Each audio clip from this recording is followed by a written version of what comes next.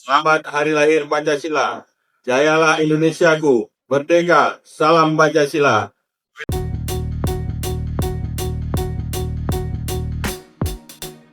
Sekretaris Daerah Sekda Aceh M. Nasir memimpin upacara peringatan Hari Lahir Pancasila tahun 2026 yang digelar di halaman kantor Gubernur Aceh Senin 1 Juni 2026. Upacara berlangsung hikmat dan diikuti unsur Forum Koordinasi Pimpinan Daerah atau Forkopimda Aceh, seluruh Kepala Satuan Kerja Perangkat Aceh SKPA, serta aparatur sipil negara atau ASN dari perwakilan setiap SKPA dan Korps Musik TNI Kodam Iskandar Muda. Dalam kesempatan tersebut, M. Nasir membacakan amanat Kepala Badan Pembinaan Ideologi Pancasila atau BPIP Republik Indonesia. Dalam amanatnya ditegaskan bahwa peringatan Hari Lahir Pancasila bukan sekedar seremoni tahunan, melainkan momentum refleksi untuk memastikan nilai-nilai Pancasila tetap hidup dan menjadi pedoman dalam kehidupan berbangsa dan bernegara. Memperingati Hari Lahir Pancasila lebih dari sekedar seremoni tahunan. Hari ini adalah momen refleksi untuk memastikan bahwa api Pancasila tetap menyala dalam jiwa setiap insan Indonesia.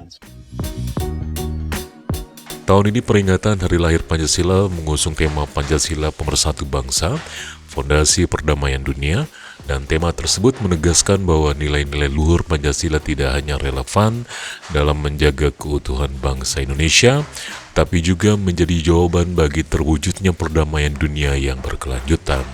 Dalam amanat tersebut disebutkan Pancasila telah terbukti menjadi bintang penuntun yang menjaga Indonesia tetap kokoh di tengah berbagai tantangan global. Keberagaman yang terdiri dari lebih 17.000 pulau dan ratusan kelompok etnis mampu dipersatukan dalam satu ikatan kebangsaan melalui nilai-nilai yang terkandung dalam Pancasila. Selain itu, Indonesia juga dinilai memiliki tanggung jawab konstitusional untuk ikut menjaga ketertiban dunia berdasarkan kemerdekaan, perdamaian abadi, dan keadilan sosial sebagaimana diamanatkan dalam pembukaan Undang-Undang Dasar 1945.